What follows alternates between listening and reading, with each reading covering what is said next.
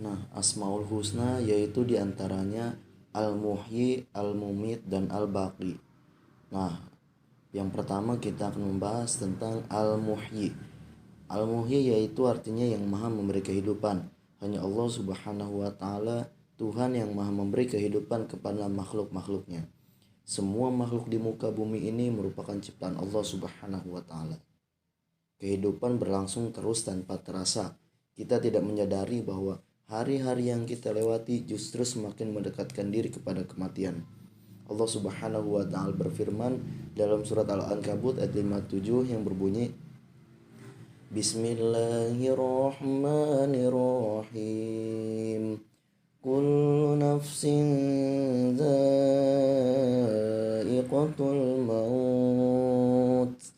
Tsumma ilaina turja'un. Yang artinya setiap yang bernyawa akan merasakan mati. Kemudian hanya kepada kami kamu dikembalikan. Hidup manusia sudah diatur oleh Allah subhanahu wa ta'ala. Takdir yang tidak dapat diubah yaitu kelahiran dan kematian. Contoh sederhana, seorang bayi yang baru saja membuka matanya di dunia ini dengan seseorang yang sedang mengalami syakaratul maut. Keduanya sama sekali tidak berkuasa terhadap kelahiran dan kematian seseorang.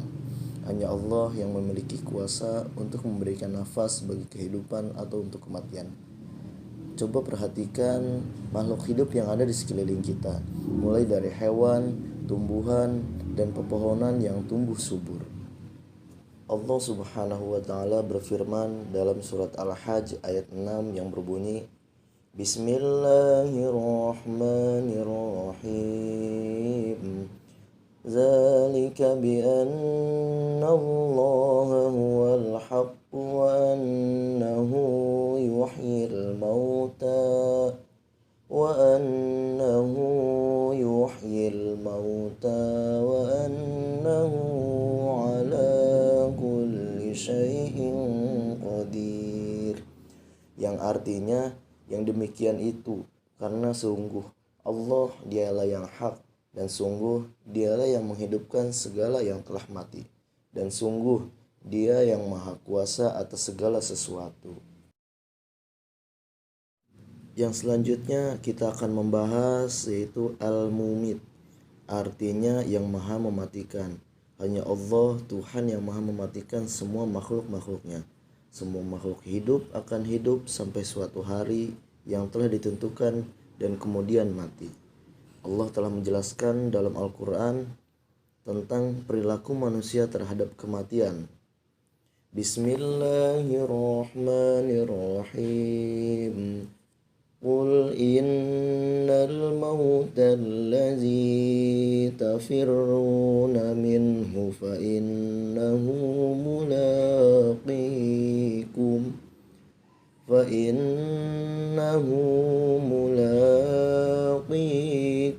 thumma turadduna ila alimil ghaibi wasyahadati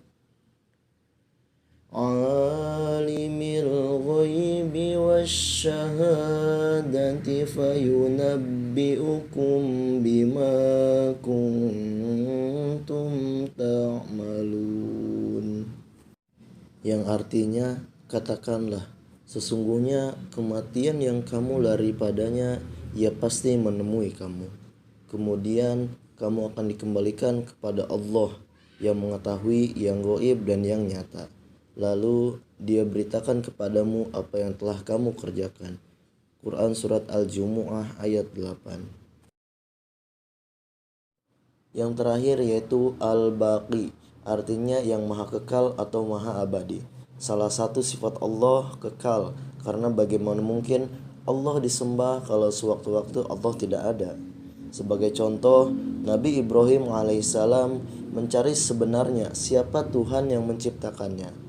Beliau enggan menyembah bintang, bulan, bahkan matahari yang lebih besar, dengan alasan mereka menghilang dan terbenam. Allah subhanahu wa ta'ala berfirman dalam surat Al-An'am ayat 75 yang berbunyi, Bismillahirrahmanirrahim. وكذلك نري إبراهيم ملكوت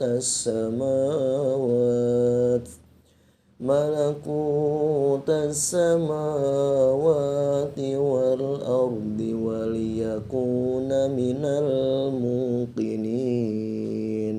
Shadaqallahul azim.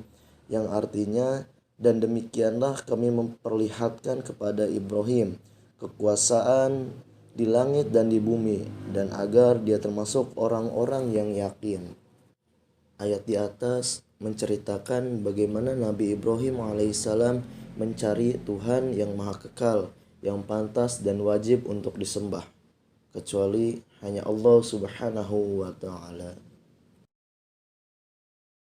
Nah anak-anak, itulah tadi Asmaul Husna, yaitu tentang Al-Muhyi, Al-Mumit, dan Al-Baqi. Perlu kita ketahui dan Bapak ingatkan lagi bahwasannya Allah adalah yang maha memberi kehidupan dan kematian, dan Allah juga yang maha kekal dan maha abadi. Mungkin itu saja yang dapat Bapak sampaikan. Semoga bermanfaat. Terima kasih. Wassalamualaikum warahmatullahi wabarakatuh.